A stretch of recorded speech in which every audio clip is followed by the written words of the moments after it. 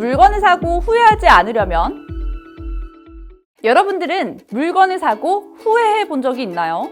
우리가 벌어들인 소득은 늘 한정되어 있기에 일상생활에서는 어쩔 수 없이 선택을 하여 상품을 구매하게 되는데요.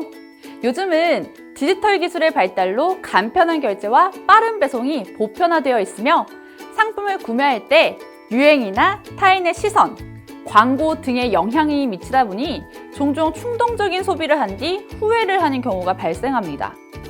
그래서 오늘은 합리적인 구매 의사결정에 대해 알아보겠습니다.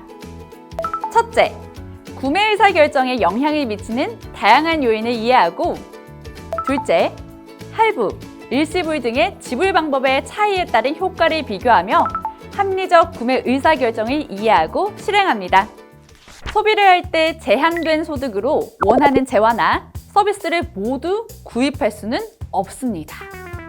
따라서 구매 의사결정이 필요한데요. 구매 의사결정을 할 때 우리는 다양한 요인들의 영향을 받습니다.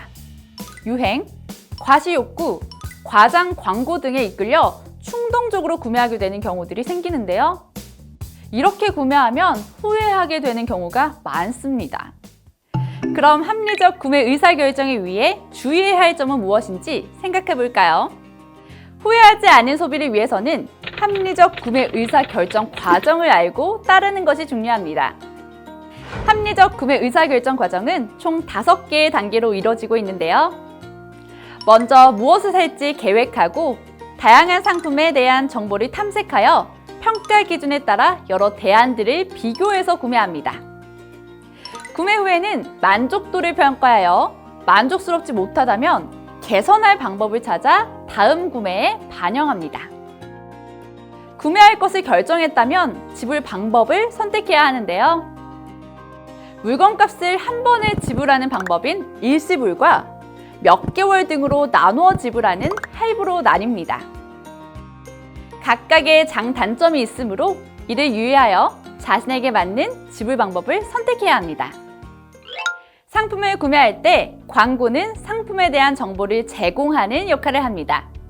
하지만 간혹 허위 표시 또는 과대 광고나 잘못된 정보를 제공할 수 있으므로 잘 살펴봐야 합니다.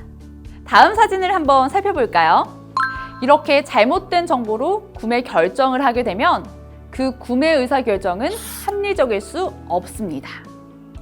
따라서 정부에서는 여러 법적, 제도적 장치를 통해 허위 표시와 과대 광고를 규제하여 소비자의 합리적 구매 의사결정을 돕고 있답니다.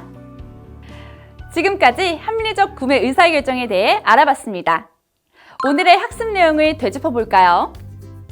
첫째, 제한된 소득으로 원하는 재화나 서비스를 모두 구입할 수는 없으므로 구매 의사결정이 필요합니다.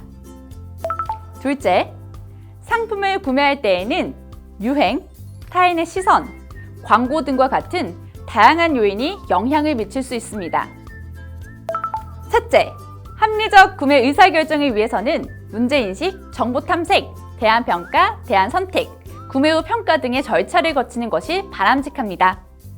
넷째, 자신의 상황과 지불 방법의 장단점을 고려하여 일시불로 구매할 것인지 할부로 구매할 것인지 결정해야 하는 것까지 꼭 기억해 두세요.